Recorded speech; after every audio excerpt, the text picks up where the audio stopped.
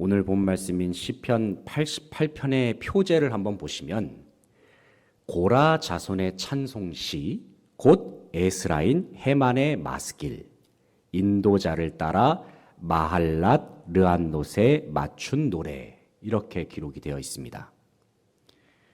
시편 전체가 이제 150편으로 이루어져 있죠. 이 150편 중에서 고라 자손이 기록한 시편이 11편이 기록이 되어 있습니다. 그런데 고라 자손이 기록한 시라고 해서 다 고라 자손이 기록한 것은 아닙니다. 오늘 본 말씀의 표제만 보더라도 고라 자손의 찬송시라는 말에 이어서 뭐라고 나옵니까? 에스라인 헤만의 마스길이라는 말이 나옵니다. 여기서 헤만이란 사람은 고라 자손이 아닙니다. 그렇기 때문에 고라 자손의 시라는 말에는 아마도 고라 자손들이 직접 지은 시들과 함께 고라 자손들이 수집한 시들도 포함되었을 것으로 보고 있습니다. 그런데 본문에 기록된 표제의 후반부를 보면은 어떤 단어가 나옵니까? 마할랏 르안노시라는 단어가 나옵니다. 이 단어의 뜻이 무슨 의미냐면 고통스러운 질병의 노래라는 의미가 있습니다.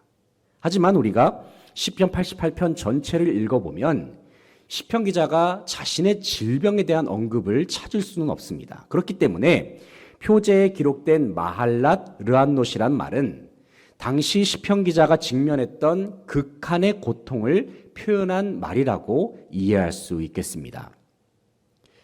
우리가 시편을 읽다 보면은 많은 시편 기자들이 고난의 상황 속에서 하나님 앞에 탄식하면서 부르짖는 것을 볼 수가 있습니다. 그들이 하나님 앞에 부르짖는 이유는 오직 하나님만이 이 모든 어려움에서 구원하실 수 있다는 그 믿음 때문이었습니다. 우리가 이미 알고 있는 것처럼 고난의 상황 중에 하나님의 구원을 바라면서 간절한 마음으로 주님께 부르짖는 시를 가리켜서 뭐라고 부르죠? 탄원시라고 부릅니다. 탄원시. 많이 들어보셨을 겁니다. 대부분의 탄원시의 흐름은 이렇습니다. 전반부에서는 먼저 고통 중에서 하나님 앞에 부르짖습니다. 그리고 시편의 결론 부분에 가서는 하나님께 대한 신뢰를 마음에 품으면서 보통은 찬양으로 마무리를 합니다. 바로 이것이 탄원시의 일반적인 흐름입니다. 비록 상황은 달라지지 않았습니다. 여전히 현실 속에는 고통이 고스란히 남아 있습니다. 하지만 그럼에도 불구하고 대부분의 시편의 저자들은 결국에는 하나님을 끝까지 신뢰하면서 주님을 찬양합니다. 그렇게 시편을 많이 마무리하거든요. 그렇다면 왜 그들은 끝까지 포기하지 않으면서 하나님을 바라볼 수 있었을까요? 왜냐하면 그들에게는 하나님께서는 언젠가는 반드시 나를 구원하실 것이다. 이 믿음이 그들에게 있었기 때문입니다. 오늘 본 말씀인 시편 88편도 마찬가지로 탄원시입니다.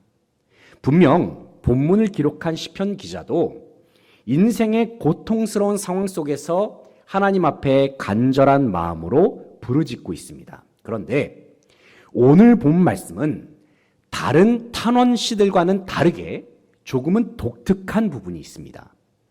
대부분의 탄원시들은 하나님께 부르짖고 난 다음에 결국에는 하나님의 구원을 확신하면서 찬양과 감사로 마무리하죠.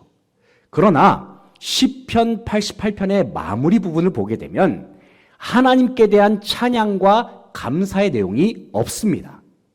그렇다고 해서 하나님의 구원을 확신한다는 표현도 찾아보기가 어렵습니다. 우리가 본문의 내용을 쭉 읽어보면은 시편 기자는 처음부터 끝까지 그냥 하나님 앞에서 계속 부르짖고 탄식하다가 그렇게 시를 마무리해버립니다. 바로 이러한 점 때문에 시편 88편은 시편에 기록된 모든 시들 중에서 가장 절망적인 시편으로 불립니다. 그래서 초대교회에서는 본 시편을 주님의 순환을 기념하는 성금요일에 기도문처럼 읽었다라고 그렇게 전해집니다. 그래서 우리가 언뜻 생각할 때에는 시편 88편이 인생의 고난에 대해서 비관하는 내용이 담겨 있는 것은 아닌가 이렇게 생각할 수도 있습니다. 하지만 우리가 본문을 여러 번 반복해서 읽고 말씀을 듣고 또 묵상해 보면 우리는 본문을 기록한 저자가 여전히 하나님께 대한 믿음을 가지고 있음을 확인할 수가 있습니다. 제가 시편 88편을 계속해서 들었거든요. 이제 계속해서 오디오 성경으로 계속해서 들으면서 과연 이것이 무슨 의미인가를 계속해서 반복해서 듣는 가운데 비록 절망적인 어조이지만은 그 속에 믿음이 있다는 것이 느껴지게 되더라고요. 이 시간 가장 절망적인 시편으로 불리우는 시편 88편을 함께 묵상하면서 인생의 깊은 어려움 속에서도 그래도 믿음을 가져야 하고 그래도 포기하지 말아야 할 그 이유가 무엇인지 함께 생각해 보기를 원합니다. 첫째는 하나님은 구원의 하나님이시기 때문입니다. 본문 1절, 2절 말씀을 같이 읽어보겠습니다. 1절, 2절 시작. 여호와 내 구원의 하나님이여 내가 주야로 주 앞에서 부르짖었사오니 나의 기도가 주 앞에 이르게 하시며 나의 부르짖음에 주의 귀를 기울여 주소서. 아멘. 1절을 보시면 여호와 내 구원의 하나님이여 내가 주야로 주 앞에서 부르짖었사오니 말씀합니다. 방금 읽은 말씀에서 시편 기자는 하나님을 가리켜서 뭐라고 부릅니까? 구원의 하나님이라고 부르고 있습니다. 왜냐하면 시편 기자는 오직 하나님만이 자신이 처한 현재의 상황에서 구원하실 수 있는 유일한 분이라고 믿고 있었기 때문입니다. 하지만 이어지는 본문을 계속해서 읽어보면 시편 기자가 처한 고통의 수준을 우리가 알 수가 있습니다. 거의 생사를 넘나드는 수준의 고통을 시편 기자가 겪고 있다는 사실을 알 수가 있어요. 먼저 3절부터 5절까지의 말씀을 보면은 시편 기자는 자신의 고통을 가리켜서 죽음과 관련된 단어를 연결지어서 표현합니다. 한번 3절부터 5절까지의 말씀을 읽어보겠습니다. 3절부터 5절까지 시작. 물은 나의 영혼에는 재난이 가득하며 나의 생명은 스올에 가까워 싸우니 나는 무덤에 내려가는 자같이 인정되고 힘없는 용사와 같으며 죽은 자 중에 던져진 바 되었으며 죽임을 당하여 무덤에 누운 자 같으니이다. 주께서 그들을 다시 기억하지 아니하시니 그들은 주의 손에서 끊어진 자니이다. 아멘. 방금 읽은 말씀을 보면 시편 기자는 자신이 처한 어려움을 가리켜서 죽음과 관련된 단어로 연결을 짓고 있습니다. 3절을 한번 보시면은 어떤 단어가 등장을 하냐면 재난 그리고 스올이라는 단어가 등장을 합니다. 여기서 시편 기자는 자신의 삶이 재난으로 가득 찼을 뿐만이 아니라 이 스올이라고 하는 것은 죽은 사람이 머무는 장소이거든요. 죽은 사람이 머무는 장소인 스올과도 같다. 이렇게 표현하고 있습니다. 4절을 보시면 어떤 단어가 나옵니까? 무덤이란 단어가 나오죠. 여기서 시편 기자는 무덤이라는 단어를 통해서 자신의 상황이 마치 깊은 구덩이에 빠진 것처럼 절망적인 상황임을 강조하고 있습니다. 그리고 5절에서는 자신의 상황을 가리켜서 직접적으로 죽음의 상태와 비슷하다 이렇게 밝히고 있습니다. 이처럼 시편 기자가 자신의 상황을 죽음과 관련된 여러 단어를 통해서 표현한 이유가 무엇일까요? 왜냐하면 그만큼 시편 기자는 죽음을 생각할 수밖에 없을 정도로 큰 고통을 겪고 있었기 때문입니다. 그런데 이어지는 6절부터 8절까지의 말씀을 보면은 시편 기자는 자신이 경험하고 있는 이 죽음과도 같은 고통이 다름 아닌 하나님께서 허락하셨다 이렇게 말씀하고 있어요. 한번 이 시간 6절부터 8절까지의 말씀을 읽어보겠습니다. 6절부터 8절까지 시작. 주께서 나를 깊은 웅덩이와 어둡고 음침한 곳에 두셨사오며 주의 노가 나를 심히 누르시고 주의 모든 파도가 나를 괴롭게 하셨나이다. 주께서 내가 아는 자를 내게서 멀리 떠나게 하시고 나를 그들에게 가증한 것이 되게 하셨사오니 나는 갇혀서 나갈 수 없게 되었나이다. 아멘. 방금 읽은 말씀에서 시편 기자는 자신이 겪고 있는 죽음과도 같은 고난이 하나님의 진노로 말미암아 주어졌다고 그렇게 주장을 하고 있습니다. 이 죽음과도 같은 고통을 허락하신 분이 다름 아닌 하나님이시다. 그렇게 말하고 있는 것입니다. 그뿐만 아니라 그동안 가깝게 지내왔던 동료들, 친구들도 다 떠나가 버렸는데 이 또한 마찬가지로 하나님께서 하신 일입니다. 라고 시편 기자가 말씀하고 있어요. 그렇다면 왜 시편 기자는 자신의 고통의 원인이 하나님께 있음을 왜 그렇게 강조하고 있을까요? 그저 자신에게 고통을 주신 하나님께 따지기 위해서 이런 말씀을 하고 있을까요? 아니면 도대체 하나님 저한테 왜 이러십니까? 라고 항변하기 위해서 하나님 앞에 지금 이렇게 부르짖고 있을까요? 놀랍게도 시편 기자는 이어지는 구절을 통해서 어떤 고백을 하냐면 이와 같은 절망적인 현실 속에서 하나님께서 허락하신 것과 같은 이 절망적인 현실 속에서 그래도 하나님을 끝까지 바라보는 믿음을 보여주고 있습니다. 9절을 한번 읽어볼까요? 9절 말씀 시작. 곤란으로 말미암아 내 눈이 쇠하였나이다. 여호와여 내가 매일 주를 부르며 주를 향하여 나의 두 손을 들었나이다. 아멘. 9절의 상반절에서 시편 기자는 곤란으로 말미암아 내 눈이 쇠하였나이다 말씀하고 있습니다. 성경에서 눈은 생명을 상징합니다. 그러니까 눈이 쇠하였다는 말은 현재의 곤란한 상황으로 말미암아서 생명이 위협받게 되었음을 말씀하는 표현입니다. 그런데 여기서 주목할 말씀이 무엇이냐면 9절의 하반절입니다. 여기서 시편 기자가 하나님 앞에 뭐라고 부르짖고 있습니까? 여호와여 내가 매일 주를 부르며 주를 향하여 나의 두 손을 들었나이다 말씀합니다. 시편 기자는 고통스러운 삶의 현실 속에서 그래도 분명한 결단 한 가지를 내리고 있습니다. 그것은 매일같이 나는 하나님을 부르겠다. 그리고 주님을 향하여 두 손을 높이 들겠다 결단하고 있어요. 여기서 두 손을 높이 드는 행위는 하늘에 계신 하나님께 구원을 요청한다는 의미입니다. 그렇다면 시편 기자가 이와 같이 하나님 앞에서 다시 한번 굳센 믿음으로 결단할 수 있었던 그 이유가 무엇일까요? 삶의 죽음과도 같은 고통, 하나님께서 허락하신 듯한 이 모든 고통의 상황 중에서도 그래도 하나님을 끝까지 바라보고 하나님을 끝까지 의지할 수 있었던 그 이유가 무엇입니까? 왜냐하면 그는 여전히 하나님은 구원의 하나님이라는 사실을 분명하게 믿고 있었기 때문입니다. 사랑하는 성도 여러분, 인생의 고난과 어려움이 닥쳐왔을 때에 우리가 기억해야 할 것은 바로 이것입니다. 그것은 우리 하나님은 구원의 하나님이라는 사실입니다. 우리의 구원자 되신 하나님 앞에 날마다 기도하기를 쉬지 않는 저와 여러분 되시기를 소망합니다. 그뿐만 아니라 우리를 구원하시는 하나님을 향하여 두 손을 높이 들므로 말미암아 우리의 손을 잡아주셔서 우리를 일으켜 세우시는 주님의 능력을 경험하는 모든 성도들 되시기를 소망합니다. 둘째는 하나님은 찬양받으시기에 합당하신 하나님이라고 시편 기자가 고백을 하고 있습니다. 10절부터 12절까지의 말씀을 같이 한번 읽어보겠습니다. 10절부터 12절 시작. 주께서 죽은 자에게 기이한 일을 보이시겠나이까? 유령들이 일어나 주를 찬송하리이까? 주의 인자하심을 무덤에서 주의 성실하심을 멸망 중에서 선포할 수 있으리이까? 흑암 중에서 주의 기적과 이짐의 땅에서 주의 공의를 알 수 있으리이까? 아멘.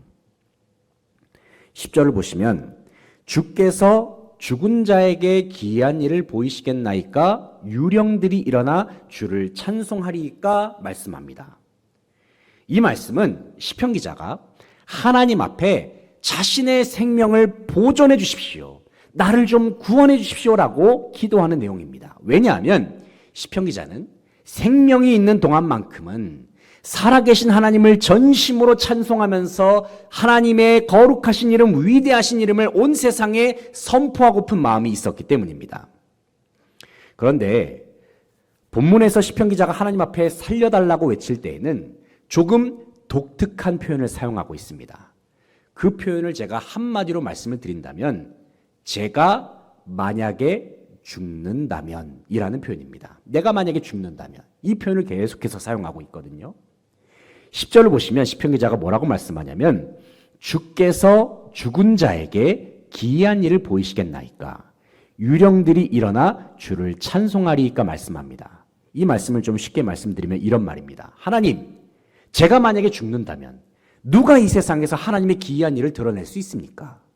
하나님, 제가 만약에 죽어서 유령이 된다면 어떻게 일어나서 하나님을 찬송할 수 있겠습니까? 이런 말이거든요. 이와 비슷한 말을 시편 기자는 11절에서도 하고 있습니다. 주의 인자하심을 무덤에서 주의 성실하심을 멸망 중에서 선포할 수 있으리까? 이 말씀을 또 쉽게 말씀드리면 이런 말입니다. 하나님, 제가 만약에 죽어서 무덤에 들어간다면 누가 하나님의 인자하신 성품을 선포할 수 있겠습니까? 제가 만약에 죽어서 멸망한다면 누가 주님의 성실하심을 온 세상에 선포하겠습니까? 라고 말씀하는 것입니다. 또 12절을 보시면 이런 말씀이 있죠. 흑암 중에서 주의 기적과 이즘의 땅에서 주의 공의를 알 수 있으리까 말씀합니다. 이 말씀도 마찬가지로 내가 만약에 죽어서 흑암에 거하고 아무도 기억하지 않는 곳에 이르게 된다면 누가 주님의 기적을 알고 누가 주님의 공의를 알 수 있겠습니까? 그러므로 하나님, 나를 반드시 살려주셔야 합니다. 나는 아직까지도 하나님을 온 세상에서 하나님의 이름을 선포해야 하고 하나님의 성품을 알려야 하고 하나님을 찬양해야 합니다. 이렇게 지금 시편 기자가 말씀하고 있어요. 이 말들을 종합해 보면 시편 기자는 자기 스스로가 고통으로 말미암아서 목숨을 잃게 된다면 더 이상 이 세상에 살면서 하나님을 찬양할 수도 없고 주님께서 행하신 일들도 주님의 성품도 온 세상에 선포할 수 없음을 그렇게 말씀하고 있는 것입니다. 물론 하나님을 찬양하는 것은 우리가 이후에 하나님 나라에 들어가서도 계속해서 영원토록 할 일이지만 시편 기자는 이 세상 속에서 하나님을 나는 찬양해야 할 그런 사명이 있습니다. 그렇게 하나님 앞에서 강조하고 있어요. 그렇다면 시편 기자는 왜 하나님 앞에서 제가 만약에 죽는다면 이 표현을 여러 번 반복해서 왜 그렇게 많이도 사용하고 있을까요? 왜냐하면 그만큼 시편 기자가 처한 상황은 당장이라도 하나님께서 살려주셔야 할 정도로 다급한 상황이기 때문입니다. 하지만 단순히 고난에서 벗어나는 것만이 시편 기자가 추구하는 목표가 아니었습니다. 시편 기자가 추구하는 궁극적인 목표가 무엇이냐면 반드시 죽지 않고 살아서 이 세상에서 하나님을 찬양하고 주님께서 행하신 일들을 선포하는 것입니다. 특별히 시편 기자의 삶의 중심에는 이러한 정체성이 자리 잡고 있었습니다. 나는 하나님을 예배하는 예배자입니다. 나는 하나님을 온 세상에 선포하는 주님의 백성입니다. 이러한 정체성이 자리 잡고 있었어요. 그렇기 때문에 생명이 있는 동안에 어떻게든 단 한 번이라도 더 하나님을 예배하려고 했고 단 한 번이라도 더 이 세상 가운데 하나님을 선포하기 위해서 몸부림을 쳤습니다. 사실 인생의 극심한 고난 속에서 하나님을 찬양하는 것을 생각하고 하나님을 선포하는 것을 생각할 수 있는 사람이 이 세상에 얼마나 될까요? 그런데 시편 기자는 이처럼 힘들고 어려운 상황 속에서도 하나님을 찬송하고 하나님을 예배하는 일을 생각해냈다는 것입니다. 이것이 가능했던 그 이유가 무엇입니까? 왜냐하면 그에게는 하나님을 예배하고 찬송하는 것이 자신의 생명까지도 걸 수 있을 만큼 소중했기 때문입니다. 아니, 그에게 있어서 하나님은 내 생명보다도 더욱 귀한 분이셨기 때문입니다. 그렇기 때문에 그는 생명이 위태로운 상황 속에서도 하나님을 찬송하고 하나님을 선포하게 해달라고 주님께 간구할 수 있었습니다. 사랑하는 성도 여러분, 오늘날 우리가 하나님을 찬양하고 주님을 예배하고자 할 때에는 굳이 목숨까지 걸면서 주님을 예배할 일은 거의 없습니다. 왜냐하면 우리는 비교적 편안한 환경과 상황 속에서 하나님을 예배하고 있기 때문입니다. 그러나 한 번쯤은 우리 스스로에게 한번 이런 질문을 던져보시기 바랍니다. 그것은 나는 하나님을 예배하고 주님을 선포하는 일에 내 생명을 걸 수 있는가? 라는 질문입니다. 이 질문에 대해서 우리는 어떻게 대답할 수 있을까요? 간절히 바라옵기는 저와 여러분 모두가 주님 앞에서 이러한 대답을 자신에게 올려드릴 수 있기를 원합니다. 네, 그렇습니다, 주님. 이 세상 그 무엇보다도 하나님을 예배하는 일보다 가치 있는 일은 없습니다. 우리가 주님 앞에서 정말 진심으로 이와 같은 대답을 할 수만 있다면 그때부터 우리는 주님께서 허락하신 예배의 사명, 그리고 주님을 선포하는 사명을 언제든 어느 때든 충성스럽게 감당케 될 줄로 믿습니다. 어떠한 상황 속에서도 찬양받기에 합당하신 하나님께 전심으로 모든 영광을 돌려드릴 수 있는 저와 여러분 되시기를 소망합니다. 셋째는 하나님은 기도를 들으시는 하나님이시기 때문입니다. 기도를 들으시는 하나님. 13절 말씀을 함께 읽어보겠습니다. 13절 시작. 여호와여 오직 내가 주께 부르짖었사오니 아침에 나의 기도가 주의 앞에 이르리이다. 아멘. 13절을 보시면 여호와여 오직 내가 주께 부르짖었사오니 아침에 나의 기도가 주의 앞에 이르리이다 말씀합니다. 언제 나의 기도가 하나님 앞에 이른다 말씀하고 있습니까? 아침에. 여기서 본문에 기록된 아침이란 시간에 대해서 함께 생각해 보길 원합니다. 아침이 어떤 시간입니까? 아침은 어둠이 물러가는 시간입니다. 즉 밝은 태양빛이 온 세상을 밝히는 시간이 바로 아침입니다. 특별히 시편 기자는 아침에 응답하시는 하나님, 새벽에 응답하시는 하나님을 간절한 마음으로 바라보고 있습니다. 왜냐하면 현재 자신이 처한 상황은 깊은 어둠과도 같기 때문입니다. 그러나 시편 기자는 하나님께서 이 모든 어둠을 몰아내시는 아침을 허락하실 것임을 굳게 믿고 있었습니다. 다시 말해서 하나님께서는 이 막막한 삶의 현실을 반드시 구원하실 것임을 분명하게 믿었다는 것입니다. 왜냐하면 그에게 있어서 하나님은 아침의 하나님이시기 때문입니다. 아침에 기도를 들으시고 아침에 응답하시는 하나님이시기 때문입니다.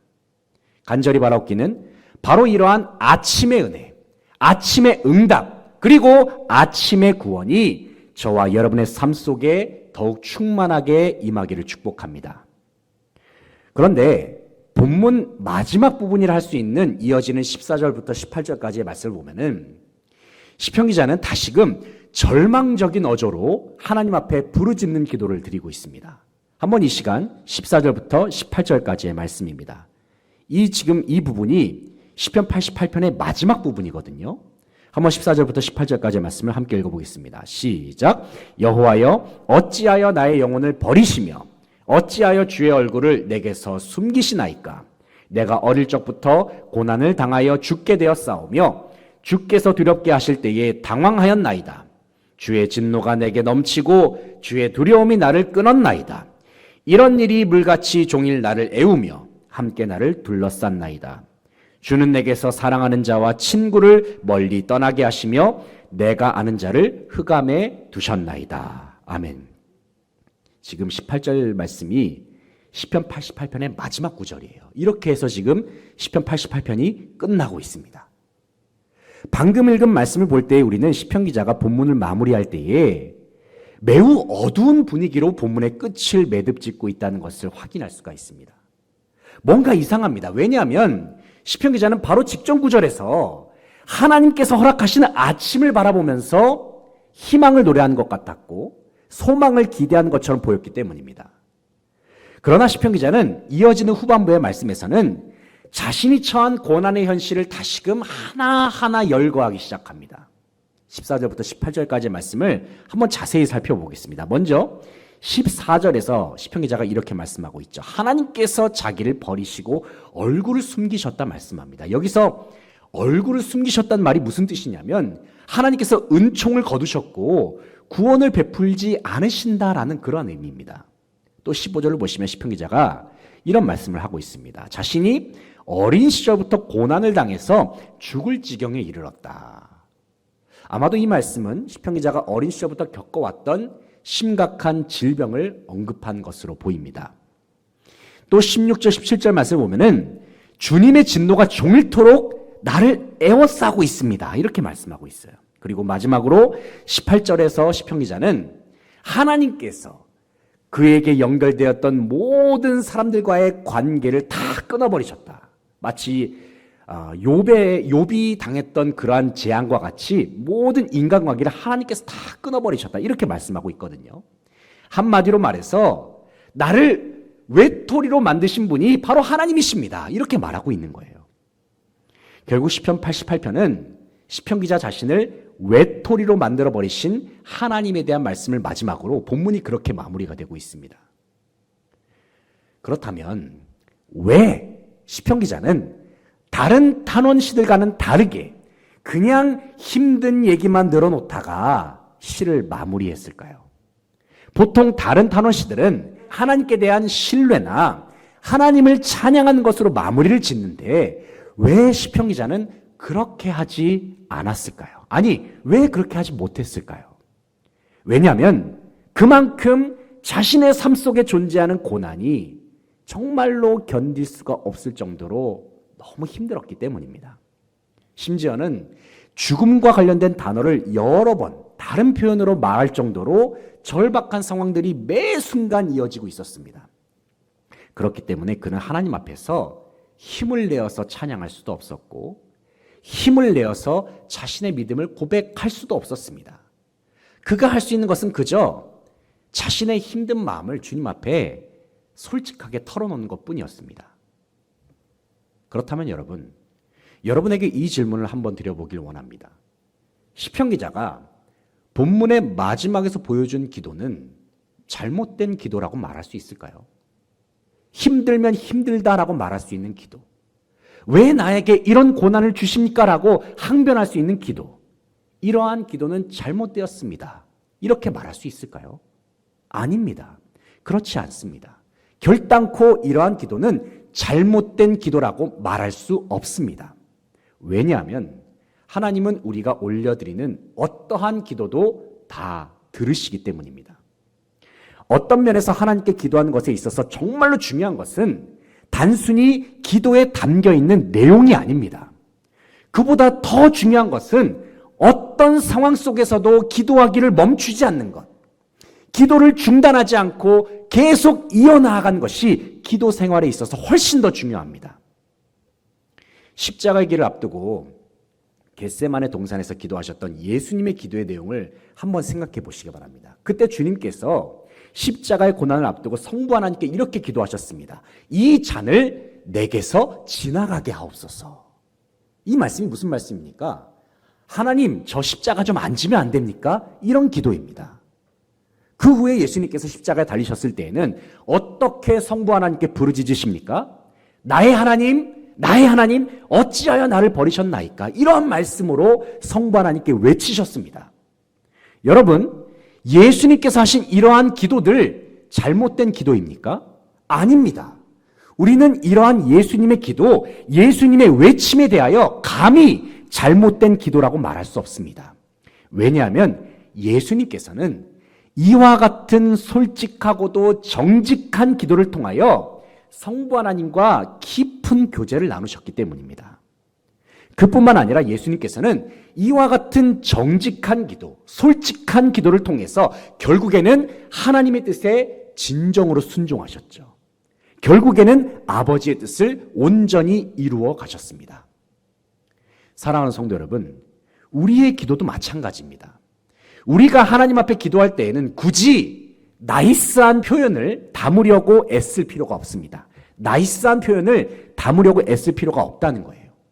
왜냐하면 하나님은 우리의 기도의 내용을 보시기보다는 기도하는 우리의 마음을 보시는 분이시기 때문입니다. 오늘 본문에서 보여준 시편 기자는 하나님 앞에 자신의 마음을 솔직하게 내어 보이는 기도를 올려드렸습니다. 이러한 기도가 가능했던 이유가 무엇일까요? 왜냐하면 이미 시편 기자는 그동안 살아오면서 하나님과의 친밀한 관계가 이미 형성되어 있었기 때문입니다. 그리고 하나님께서는 그의 기도를 그동안에 어떻게 들으셨고 응답하셨는지 그동안 시편 기자는 온몸으로 경험해 왔기 때문입니다. 그래서 그는 언제든 어디서든 하나님 앞에서 자신의 솔직한 마음을 내어 보일 수 있었습니다. 왜냐하면 하나님은 어떤 기도의 내용도 다 들어주시는 진정한 아버지가 되시기 때문입니다. 하나님은 우리의 기도를 들어주십니다. 특별히 하나님은 우리의 모든 기도를 다 들어주십니다. 이 사실을 기억하면서 언제든 어디서든 심지어 기도가 나오지 않을 정도의 고통스러운 순간에라도 포기하지 말고 주님께 나와 기도하면서 아뢰 수 있는 저와 여러분 되시기를 소망합니다. 이제 말씀을 정리하겠습니다. 사랑하는 성도 여러분, 우리는 지금까지 가장 절망적인 시편으로 불리는 시편 88편의 내용을 함께 묵상했습니다. 마할랏 르한롯, 고통스러운 질병의 노래를 통해서 시편 기자는 죽을 것만 같은 인생의 고통을 하나님 앞에 호소하고 있습니다. 분명 본문의 전반적인 분위기는 매우 어둡고 암울했습니다. 하지만 우리는 그 속에서 빛나는 믿음을 발견할 수 있었고 희망을 발견할 수 있었습니다. 시편 기자는 절망스러운 현실 속에서 구원의 하나님을 기억해냈습니다. 그는 절망스러운 현실 속에서 찬양받기에 합당하신 하나님을 찬양하겠노라고 결단했습니다. 그리고 그는 절망스러운 현실 속에서 기도를 들으시는 하나님께 정직하고도 솔직한 기도를 끊임없이 이어나아갔습니다. 인생이 힘들고 고통스럽다 하더라도 아직까지도 우리의 마음속에 겨자씨 한 알만한 믿음이 있고 주님으로 말미암는 작은 희망이 아직까지 살아 숨을 쉬고 있다면 결단코 끝난 것이 아님을 우리는 기억할 수 있어야 합니다. 우리의 기도를 들으시고 우리의 찬양을 받으시는 하나님은 변함없는 구원의 하나님이십니다. 모든 상황 속에서 포기하지 않는 믿음으로 구원의 하나님께 기도할 수 있기를 바랍니다. 그리고 온 마음과 뜻과 정성을 다하여 구원의 하나님을 예배하시기 바랍니다. 우리의 삶 속에 놀라운 응답과 구원을 행하시는 하나님을 바라보고 주님과 동행함으로 말미암아 인생의 모든 어려움을 이겨내면서 주님께 진정한 영광을 돌려드릴 수 있는 모든 수지강성의 성도들 다 되시기를 간절히 바라고 소망합니다. 기도하시겠습니다.